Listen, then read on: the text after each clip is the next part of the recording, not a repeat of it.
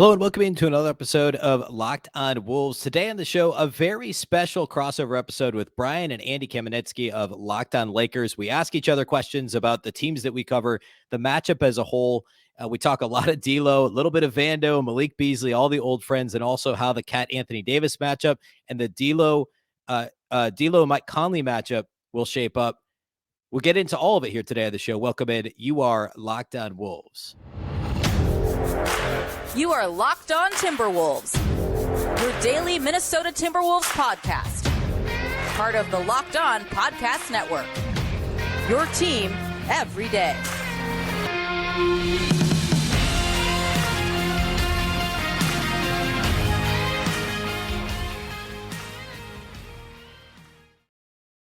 Welcome to the Locked On Wolves podcast, part of the Locked On Podcast Network, your team every day. My name is Ben Beecken. I'm the host of Locked On Wolves. Today's episode is brought to us by our friends at Game Time.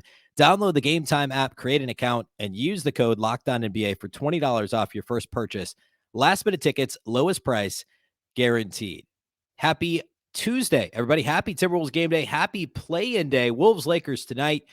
Today's episode is, the majority of it is a crossover conversation with myself and Brian Kamenetzky and Andy Kamenetzky from Locked On Lakers. Really great insight from those guys on some former Wolves and obviously, most importantly, the Wolves-Lakers matchup Tuesday night. First, though, a big thank you for making Locked On Wolves your first listen every single day.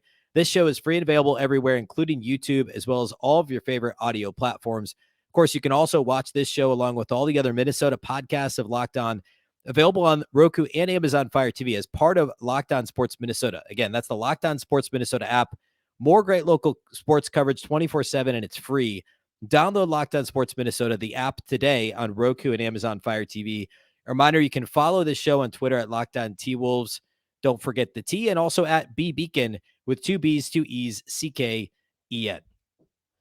I want to get right into the conversation. The way this works is Brian and Andy asked me a handful of questions first. So the first part of the conversation is all about questions those guys want to know about the Wolves. What this matchup sets up as. We talk a little bit about everything that happened Sunday.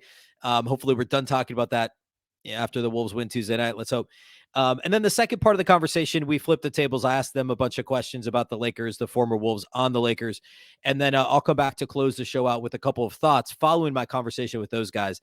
That'll be the show here today. So without further ado, let's go ahead and get to my conversation with Brian Kamenetzky and Andy Kamenetzky of Locked On Lakers. All right, welcome everybody. Brian Kamenetzky, Andy Kamenetzky from Locked On Lakers, Ben Beecken from Locked On Wolves. It's here. The sort of playoffs. It's Lakers versus Timberwolves at the Crypt Tuesday night. I'm excited. Everyone else is excited. I have to ask though, what the hell is going on with the Timberwolves? I couldn't tell. I mean, like, who knows? It's never a dull moment. It's always a roller coaster. And in a lot of ways, what happened Sunday, I take your pick of the 3 different storylines that everyone's talking about nationally about the Wolves, which doesn't only happens when something terrible happens, right? It's a microcosm of the season for the Wolves. Honestly, that's the best way I can put Sunday in a nutshell. How much, if at all, did it feel like this has been something building with Rudy Gobert? Because it feels telling that he's the only one that got disciplined, despite it being well reported and not disputed that, if anything, Kyle Anderson may have been the one who crossed the line more in terms of the stuff being said. Right. For people who might have missed it, if you've been under a rock for the last 48 hours or so, Rudy Gobert punched Kyle Anderson in a sideline huddle during Sunday's regular season finale against the Pelicans. He has been suspended for Tuesday's game. And this is on top of Jaden McDaniels not being available because he punched a wall. He didn't get suspended for doing that, but he broke his hand. You guys were real fighty on Sunday. Very fighty. Very punchy. A lot of punches. Yeah, a lot of punches. And I guess you're right. The reporting is all that everything.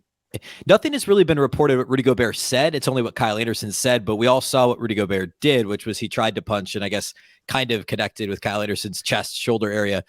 I think that there's Rudy Gobert is kind of a, there's this underlying narrative about whether or not he's a good locker room guy. Like there were mixed reports when the Wolves traded for him. And like, there's all these guys that vouched for him. The Wolves brought Dell Demps into the front office. He was an assistant coach with the Jazz when Gobert was there. And he spoke highly of him, of course. And Mike Conley came over and said great things about him. And, but it does always kind of feel like there's a little bit of an undercurrent there where, not everyone's D'Angelo Russell was actually one who it wasn't really a secret that D'Lo and Rudy Gobert did not really see eye to eye on or off the floor. But at the same time, there was never anything like tangible reported, like, hey, everyone's unhappy with Rudy or anything like that. So I don't, and everyone said the right things after the game. Kyle Anderson, Mike Conley, the two probably, veteran voices that you're going to want to hear from, both kind of said almost identical things. Like, hey, we're men, we're adults. We're already past this. Rudy's apologized via text. Like we'll be all right. We'll move forward. So, I mean, we'll see if that's really true, but yeah, I mean, it was, it's maybe a little bit telling. The obvious thing that the Wolves can lean on is Gobert was the one who threw a punch. And so that would be the reason he was sent home. He was suspended. I think the Wolves can lean on that. I would say that the narrative, certainly on social media throughout Monday, late Sunday into Monday, all that kind of stuff, was that no McDaniels. That obviously hurts Minnesota's perimeter defense. No Gobert.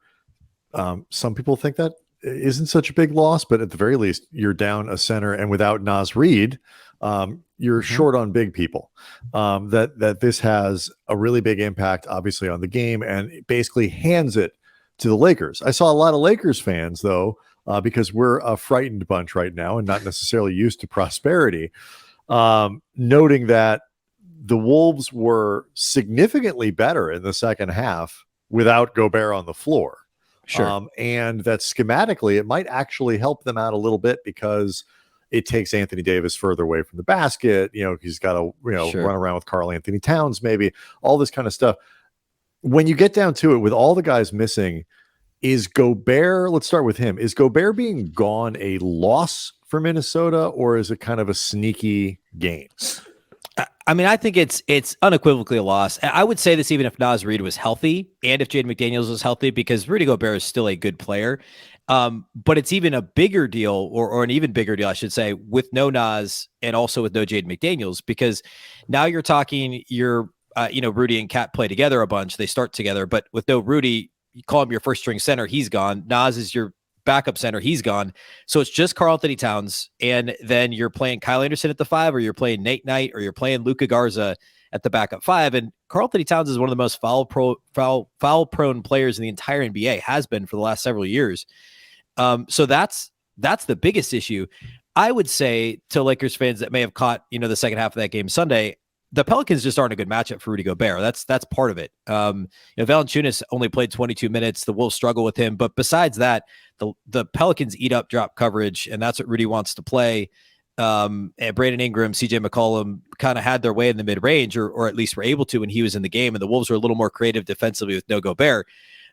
But I mean, Gobert's played pretty well in general against the Lakers this year. I know Anthony Davis had, I think, 38 against the Wolves the last time the two teams played. But earlier in the season, I mean, Gobert had a 22-14 the last time they played the Lakers, and that was Anthony Davis played in that game. That was post trade deadline as well. So, I mean, Rudy's played pretty well against the Lakers. He's still a plus defender. He's still a huge part of what the Wolves do defensively. And maybe the biggest thing is now the depth is completely gone in the front court for Minnesota, and Kat is foul prone. And he, like, as great as he is, and as possibly even more touches as he'll get, which is a good thing offensively, if he picks up 2 quick fouls, if he picks up 3 quick fouls, completely changes the dynamic of the game. Yeah, I was going to ask, with Jaden McDaniels not being there and him being, I think, at least one of, if not the primary guy that you would be looking to put on LeBron, and the combination of no Gobert and no Naz Reid, just in terms of guys that would be occupying Anthony Davis in some fashion. What do you expect the Wolves to do now that they're lacking so much size? That's a great question. I don't know what they're going to do with LeBron. I mean, kind of like all season, it's been, McDaniels takes the primary offensive option on the other team, and then Anthony Edwards would often take the second, unless it's a point guard, in which case a lot of times Ant would take on that responsibility. Ant is a legit plus on-ball defender, but the advantage, he's really good on the ball. But and I think a lot of people might have seen that sequence at the end of the Pelicans game. He strips Brandon Ingram, gets the end one on the other end. Like he can. He's improved a ton. Yes, and that started like mid last season. I mean, he loved that John Morant matchup in the playoffs, and he wants those matchups. The problem is, and the reason why even the defensive metrics would agree for the most part, he's a plus defender, but he gets dinged because like Saturday when they played the Spurs, I don't think he contested a shot for like half the game. He needs that matchup to get him going defensively, and he's still kind of back and forth off the ball in terms of his consistency or lack thereof. But a lot of the advantage that Ant has on guards is size, and he doesn't have that advantage if he's guarding LeBron James. So I'm not 100% sure. I would think it's Kyle Anderson is probably the one that they're going to say, hey, go give us your best, and we'll try and bring help. Kyle Anderson's kind of the Swiss Army knife that they hand the toughest assignments, and it may legitimately be backup center in this game too, depending on how much they're willing to, Chris Finch is willing or not willing to play Nate Knight and Luka Garza. And by the way, Knight and Garza have been pretty good when in their limited time this season, but things get exposed in a single game play-in or in a playoff series, and there's a reason both those guys are third string centers in the league. But anyway, I think we'll see a lot of Kyle Anderson on LeBron.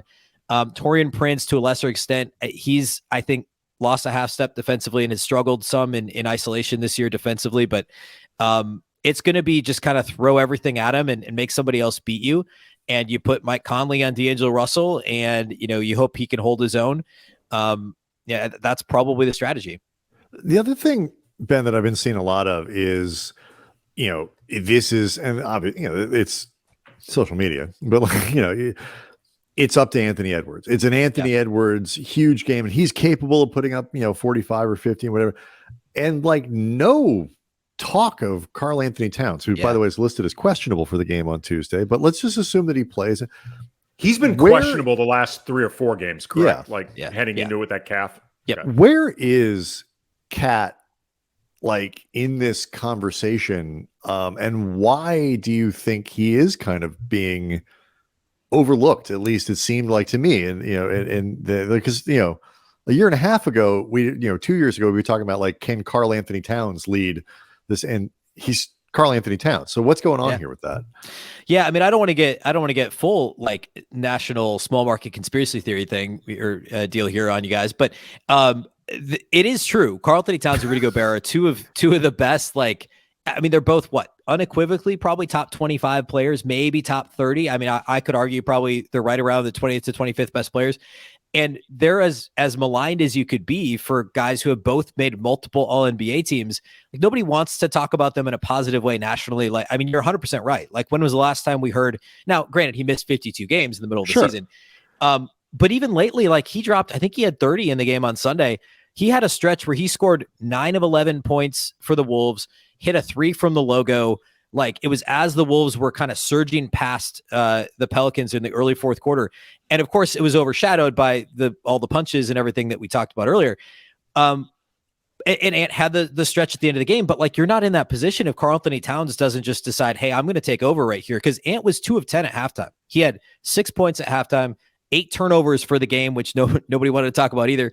Karl-Anthony Towns is far steadier at this point than Anthony Edwards. And he's still the better all-around player. I don't think there's any question about that. And really, you're going to see probably, I would guess, more than half the Wolves offense runs through Karl-Anthony Towns on Tuesday night. They do a lot of posting up, a lot of mid-post stuff with Towns. He can score in a variety of ways. He can play back to the basket. He can initiate from the top, and that's what he did a lot of last year. He did far more attacking off the dribble than he did spot up shooting or post ups last season. And so perhaps the Wolves get back to some of that, but Towns has been pretty good since he came back from injury. He had a couple of game winning free throws, clutch. He hit a clutch 3 late in the game to give the Wolves a win. And yet the story is still Anthony Edwards, because obviously he's still he's 21. It's so exciting. What could his ceiling be? And I get all that, and I obviously love Anthony Edwards, but Karl-Anthony Towns is still the best player on this team, and he was the best player on the floor, all things considered. Even if Ant had the most jaw-dropping stretch late in that game, all things considered, Cat was the best player on the floor on Sunday. Yeah, I mean, it's interesting as somebody who's covered Anthony Davis now for a few years, covered Pau Gasol for several years. Some of this can come down to just the vibe that you put out. Like Anthony Edwards, and I love Anthony Edwards. He is going to be a great player for a long time. He puts out more of a killer vibe than Karl-Anthony Towns. And, it gets accentuated by his performance in Hustle, where he played like the psychologically bullying opponent of Hernan Gomez. And by the way, Ant was totally convincing in that role. Like he was so convincing. We had a film critic on our show last year who happens to be Amy Nicholson. She's a huge Laker fan on top of being a film critic for the New York Times. She did not even realize that Anthony Edwards was a basketball player. She just thought he was a damn good actor. Like that's how good he was. So I think that can speak to some of what I think Brian was asking about and you're answering. Just sometimes it's just the vibe that you put out there. Yeah. All right. So that's us picking your brain on the Timberwolves side. Next, you're going to fire some questions at us about the Lakers, what we're expecting to see on Tuesday night. More crossover Lakers Timberwolves Tuesday night next. Locked on Lakers and Locked on Wolves brought to you by Game Time. Years ago, some friends of mine and I, we wanted to go see LL Cool J in LA at the really last minute. We didn't know how to get tickets. We ended up buying from a scalper and they were fake. We ended up through just total luck getting into this show, but I vowed never again after that because buying tickets to your favorite events should not be stressful. And that's why I love Game Time, the fast, easy way to buy tickets for all sports, music, comedy shows, theater near you with killer deals on last-minute tickets and the best price guarantee. You can stop stressing over tickets and start getting hyped for the fun. And I love how Game Time offers images of the seat views because there's nothing worse than a bad angle. They got the lowest price guarantee, event cancellation protection, even job loss protection. And the Game Time guarantee means you'll always get the best price. And if you find tickets in the same section or row for less, Game Time will credit you 110%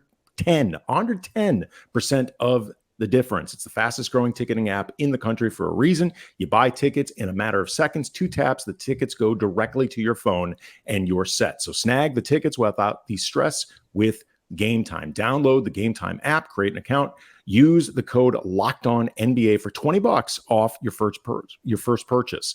Terms apply. Again, create an account, redeem the code LOCKEDONNBA for $20 off. Download Game Time today. Last minute tickets, lowest price guaranteed. All right, turning the tables a little bit, just talking a few questions about the Lakers. The Wolves actually only saw the Lakers 3 times this year, so Wolves fans may not have seen a ton of them unless I think we had likely some Wolves fans kind of hate/love watching the Lakers, depending on how you feel about all the former Wolves that have been through LA this season. And Andy and I talked several weeks ago now about D'Angelo Russell, and we ended last segment talking about D'Lo, so I think that's a pretty good place to start. How has D'Angelo Russell been in general from a Lakers fan perspective? And I guess playing that into a fan perspective and also from your guys' perspective, how has the fan base taken to him in his reintroduction to LA? How has he performed as a Laker? And also in this matchup, I mean, what role is he playing? How important is he offensively to the Lakers game plan? Well, I think Laker fans have often been wanting more from D'Angelo Russell, but I mean, literally like on the court more. He's missed a fair amount of games since they acquired him, but when he's played, he's actually been really good. And Brian and I have talked about this a lot since the trade deadline. His energy and his enthusiasm has often been extremely contagious and infectious for this team. He actually talked after the Utah win that solidified the 7 seed about the energy that it felt like he and the other new guys post-trade deadline brought to a team that, at the risk of sounding judgy, could really have used it. He's also talked about how he and Austin Reeves were now the starting backcourt. He's gone out of his way to compliment the hell out of Reeves and how much he loves playing with him. He's often been a real difference maker for this team. And there's a dynamic presence that he has, both in an ability to set up players for shots, but also too his ability to play off ball, and like that you can find utility from him just spacing the floor or sometimes cutting. Defensively, I think he's been fine. I know he does not have a great reputation defensively, but the Lakers have been very good since the trade deadline defensively. So even acknowledging that he's missed a bunch of games, he hasn't hurt anything on that end either. He's been trusted to close games when he's been available. And I think a lot of fans, they're excited by what they've seen as maturity since he's come back. And, it's, I think, sometimes easy to forget just how young D'Angelo Russell was when this team drafted him. And he was young for his age. He was a very young 19-year-old as opposed to, say, Brandon Ingram or Julius Randle, who were very old 19-year-olds. But I think Laker fans have been very happy with him. I think Laker fans would like to see him re-signed. So far, so good. That's so interesting. I feel like that was one of the things that I kind of remember that when the Wolves traded for D'Lo, and it was like 2 weeks before the season halted because of COVID back in 2020. But I feel like I remember that sort of a thing right away where it was like, this is exciting. Like, this is a guy who's been an all-star, like he can score a bunch, but he also had like his vibe was just more positive. And it kind of, waxed and waned, I think, over his time in Minnesota. And this year, I think it was maybe the Rudy dynamic that accelerated that, the lack of having Karl-Anthony Towns on the floor, some of those things. And I mean, a couple of the points you made related to on-court, like he can be an average defender, and that's all you need him to be, right? Mm-hmm. Like, you don't need him to be much more. He's a big body. He's a smart player. Like, you just need him to try defensively and hit, he could play off ball. And so that's a really good fit with LeBron. From an on-court perspective, I do think that fit totally makes sense. In general, the Lakers have played really well lately. They've won, I think, 9 out of their last 11. What would you guys say the Lakers have done best, since over the last, call it 3 weeks or so, over the course of this winning streak with guys in and out of the lineup, obviously LeBron injury, D'Lo being in and out. What has been the best thing that they've done over the last few weeks that they didn't do early this year that could potentially carry into the play-in and potentially the playoffs? Well, I think there's no question the defense since the trade deadline has been what turned this thing around. Like, the offense has been better. They shoot the ball better. Anthony Davis has been better. But what fundamentally changed the Lakers was defense. I don't know where they finished, but for a long stretch of the post-deadline time, they were the best defensive team, or top two or top three, depending on what metric you're using and whose metric, in the league. And they have been able to get stops up until the last 3 or 4 or 5 games, I think, because the fatigue factor of having to win all these games and only having a few games that they could give up and all that kind of stuff, playing without LeBron, playing without Anthony Davis, playing without D'Lo. I do think it's caught up to them a little bit over the last week or so of the season, the end of that road trip, and then coming back home. But unequivocally, it's defense that has changed for the Lakers since the deadline. Yeah, actually, I think we saw a really good example of that defense in the recent game against the Timberwolves that the Lakers won in Minnesota. Rui Hachimura, his defense against Karl-Anthony Towns was game-changing. And his ability to bother Cat from keeping him from getting to the spots that he wanted. Rui actually has been better defensively than either one of us expected or his reputation. Like, he's not a brilliant defender, but he is much better than expected. Jared Vanderbilt, particularly when LeBron is available, he's able to serve now as this very versatile, disruptive defensive wing, which he can be very, very good at. D'Lo ending up with the team, put Dennis Schroeder now off the bench, so Schroeder can bring that point of attack defense to the second unit. He is extremely disruptive and had been disruptive in that game against the Timberwolves. And then AD's the anchor of it all. And he's at the top of his game. Anthony Davis is as big of a game changer defensively as anybody in the league.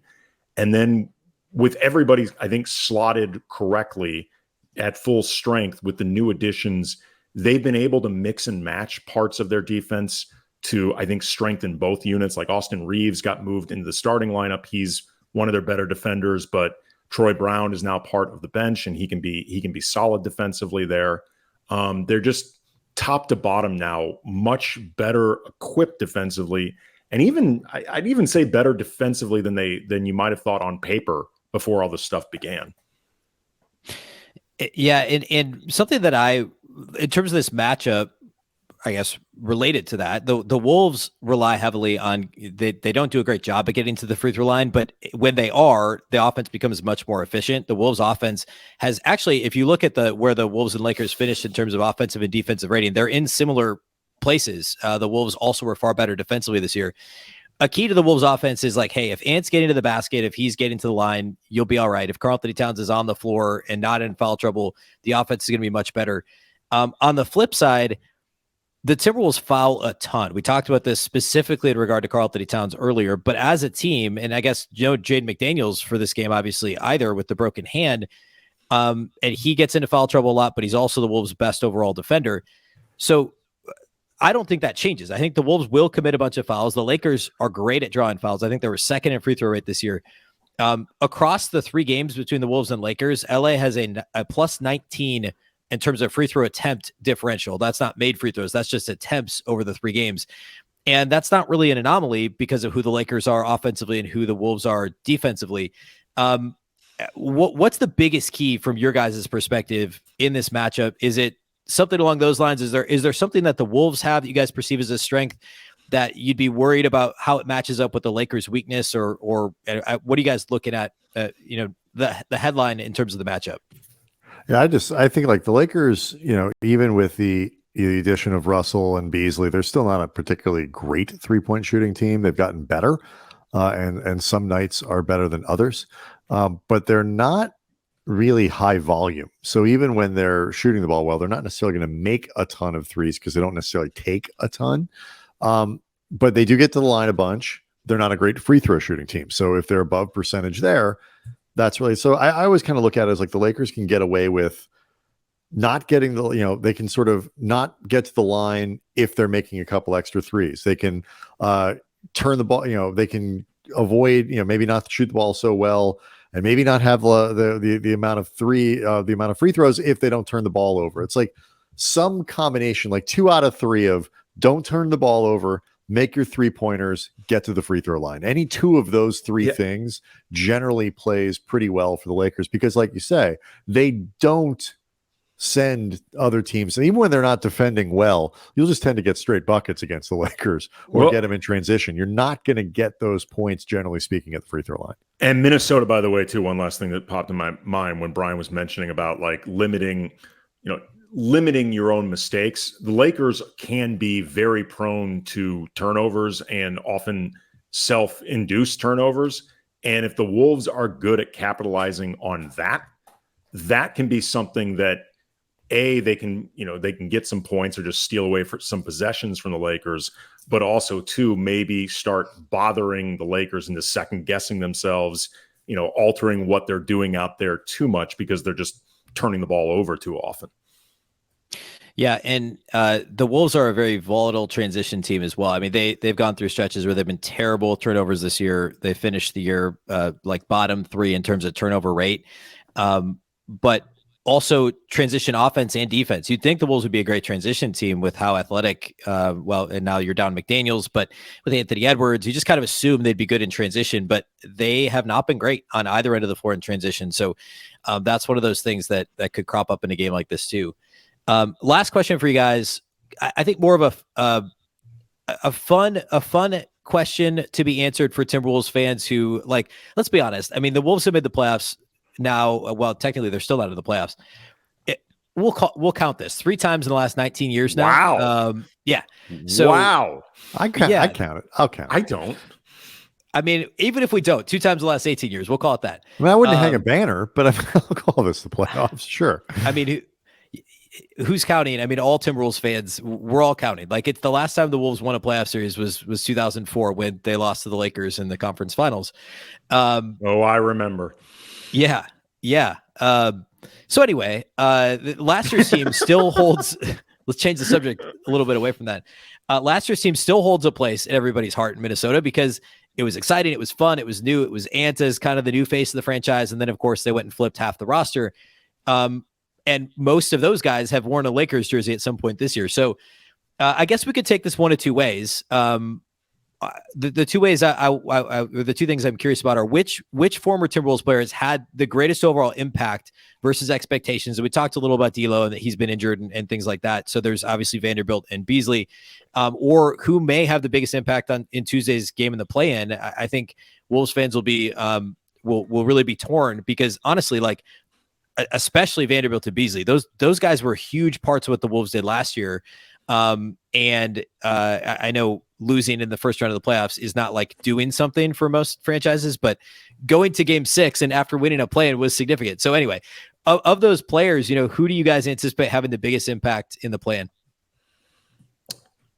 I'm going to say Jared Vanderbilt because like I said, I think that defense on Anthony Edwards is really, really key to potentially just neutralizing Minnesota from being able to do anything. I think Vanderbilt's a good answer. I feel like D'Lo is a good answer too, because like it could kind of go one way or the other. Like I feel like if the Lakers lose, I feel like there's a good chance D'Lo went 4 for 14, 2 for 13, something like that. And if they win, I feel like there's a good chance he hit 3 or 4 threes and kind of did exactly what you did. So I think the Vanderbilt answer is an excellent one. I will go there, and I will say this: if Beasley is 4 of 7 in this game, it's over. Like there's 0% chance that the Wolves are going to win. If Beasley is hitting shots, that opens up the Lakers offense in tremendous ways that I don't think Minnesota will have an answer for. And he's one of those super streaky players when he's hot, he doesn't miss. We've noticed, yes. And the ball barely touches the floor. Like he catches it and he shoots it. Like that's what it's just all one motion, catch and shoot, catch and shoot, catch and shoot. And when he doesn't have it, he's just trying to find it. And and that, you guys know. Oh yeah, we've seen it. Yeah, it is a huge game. It is an intriguing game, particularly given everything that's gone on. 2 very excited fan bases to be back in this, and really appreciate it. This is fun. All right, today's episode of both Locked On Lakers and Locked On Wolves is brought to us by our friends at Prize Picks. We talked a little bit about Malik Beasley shooting through. I'll be honest, I think if you take Malik Beasley over on three-pointers made, I think you'd be in good shape at Prize Picks. Hopefully the Wolves still win, obviously, but it feels like Malik is also out for revenge, just like Jared Vanderbilt. If you're wondering how Prize Picks works, it's extremely easy. You just pick 2 to 6 players, and if they'll score more or less than their Prize Picks projections, you can win up to 25 times your money on any entry. You're not competing against other people. It's just you versus the projections available. Prize Picks offers projections on any sport that you watch. That, of course, includes the NBA as well as MLB underway, currently NHL playoffs, PGA, big tournament last weekend, college sports, any college sport really. You can make your entry in less than 60 seconds. It really is that easy. Download the Prize Picks app or go to prizepicks.com to sign up and play daily fantasy sports. First-time users can receive a 100% instant deposit match up to $100 with the promo code Locked On. If you deposit $100, Prize Picks will give you $100. If you deposit $50, Prize Picks will give you $50. Don't forget to enter the promo code Locked On at sign up for an instant deposit match up to $100. All right, I want to close the show by kind of putting a bow on the conversation with Brian and Andy from Locked On Lakers, and something we covered kind of in the middle of the Lakers portion, the second half of our conversation, the second segment, was free throw differential and foul trouble for the Wolves. And before the Gobert and McDaniels suspension and injury, respectively, I would have said that was my number one concern, key to the game, I guess we'll call it, in the play-in on Tuesday night is foul trouble for the Wolves and hopefully avoiding it, and then also free throw differential. But now, because of no Gobert and also no McDaniels, the Wolves' depth is decreased dramatically, especially in the front court, and it becomes that much more important. So there's 2 sides of this. I'll take 1A of it, which is just strictly from a depth perspective. Karl-Anthony Towns is extremely foul prone, as we talked about with the guys from Locked On Lakers. If he gets into foul trouble, you're talking Kyle Anderson at the 5, you're talking Luka Garza time, you're talking Nate Knight time. Not really a position you want to be in. And by not really, I mean it's not a position you want to be in a basically a win or go home playoff type situation, right? Um, those guys are nice depth players, but that's, that's over the course of a regular season. It's not a do or die situation. That's not a position you want to be in. Your depth is completely compromised immediately. Now, the Lakers don't have a ton of front court depth beyond AD and LeBron, but still, that's not a world you want to be in. The second piece of that is would have been a bigger concern before the Gobert and McDaniels absences, I guess, on Tuesday, and that is the free throw differential. I said this in the conversation with Andy and Brian. The Lakers are a plus 19 in terms of free throw attempts over 3 games against the Wolves this season. That's an average of, I don't know, what's that divided by 3? A little over 6. So that's an average of 6 1/3 free throw attempts more per game for the Lakers than the Timberwolves in this head-to-head matchup. And LeBron's a big part of that. Austin Reeves has a crazy free throw rate. He gets the line a ton, and he starts now for them. So that's a lot of free throws from Reeves. It's LeBron. It's AD. Combine the Lakers, who are second in free throw rate as an offense for the season, and that's, of course, we talked about this before the matchup a couple weeks ago, that has grown almost exponentially since, we'll call it, what was it, late January, the LeBron end of the game against, I think it was the Celtics when he was fouled, but they didn't call it, like that whole thing, and the ref apology. Overall for the season, they're second in free throw rate, but it's been crazy since then. The Wolves as a team are 28th in opponent free throw rate, meaning they give up, or excuse me, they're 26th in opponent free throw rate. So they're the fifth worst team in the entire league in terms of, or fourth worst team in the entire league in terms of giving up opponent free throws. So the Lakers are going to get to the line a bunch in this game, but how much? Where do the Wolves draw that line in terms of trying to keep the Lakers off of the line? And then also the first part of that is just the depth equation. Like, what happens to the Wolves front court depth, or how are they able to avoid needing to dig into their now non-existent front court depth? Basically non-existent. No, I didn't mention this a minute ago, but no Naz Reid, no Jaden McDaniels, no Rudy Gobert. Can the Wolves avoid getting into massive foul trouble in the front court? Or is it a lot of Nate Knight and a lot of Luka Garza on Tuesday night? That to me is the biggest key in this game. The other thing is the Lakers are, they play at a fast pace, but they don't shoot a ton of threes. Now, Malik Beasley and D'Angelo Russell, as Wolves fans know, change that dynamic a little. Those guys are happy to pull up in transition and knock down threes. D'Lo's shooting 41% across just 17 games in a Lakers uniform, but still 41% from three for the season. He's around 40 between the Wolves and Lakers. So he's shooting the ball really well from deep. Beasley's only 35% in a Lakers uniform, but we all know he can get hot quickly, and we've seen what he does to former teams. Back when he was with the Wolves, what he did to Denver, what he did to the Wolves earlier this year as a member of the Jazz. Beasley and D'Lo in transition, the Lakers playing fast. The Wolves have had terrible transition defense for the vast majority of the season. That would be the other major concern for me in this one. Of course, containing LeBron. I'll list that as my third key. We talked a little bit about that with Brian and Andy. I don't know the Wolves' solution here without Jaden McDaniels. I think it's Kyle Anderson and hold on for dear life. Because what do you do after that? Do you just go like Josh Minott? And I mean, you don't really want to stick a second round rookie who really wasn't a rotation guy more than once or twice this season on, one of the greatest 2 players of all time. Like, is that really what you want to do? Would Chris Finch be willing to do that? Probably not. But like, who else? You're not going to put Austin Rivers on him, right? Like what's the next move after Kyle Anderson, after Taurean Prince?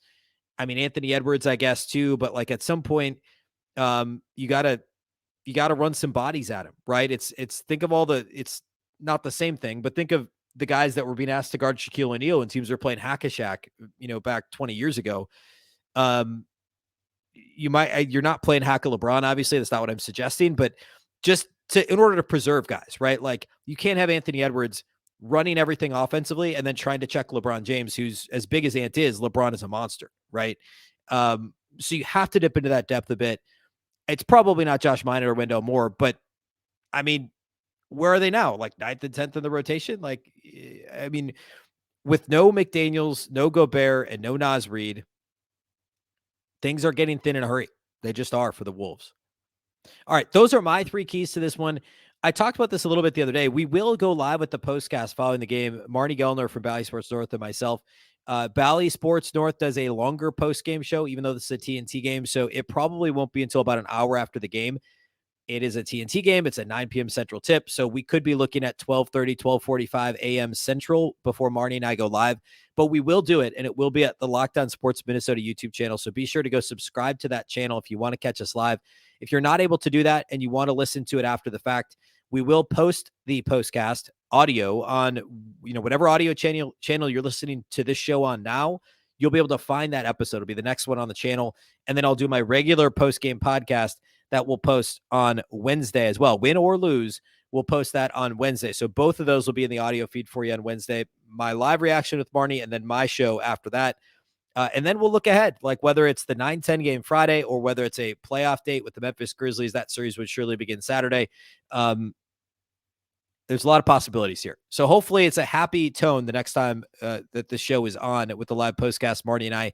A big thank you for making Locked On Wolves your first listen each and every day. This show is free and available everywhere, including YouTube, as well as all of your favorite audio platforms. You can also watch this show on the Locked On Sports Minnesota app on both Roku and Amazon Fire TV. You can follow on Twitter at Locked On T-Wolves and also at my Twitter account, which is at Beecken with 2 B's, 2 E's, CKEN. Of course, the Locked On Wolves podcast is part of the Locked On Podcast Network. Remember, the Locked On Network is your local experts on all the biggest stories. Now you can make your second listen to Locked On NBA Game to Game podcast. Every moment, every top performance, and every result, Locked On Game to Game covers every game from across the NBA with local analysis that only Locked On can deliver. Follow Game to Game on Locked On NBA, available on the Odyssey app, YouTube, and wherever you get your podcasts. Once again, I'm Ben Beecken. This is the Locked On Wolves podcast, and we'll catch you next time.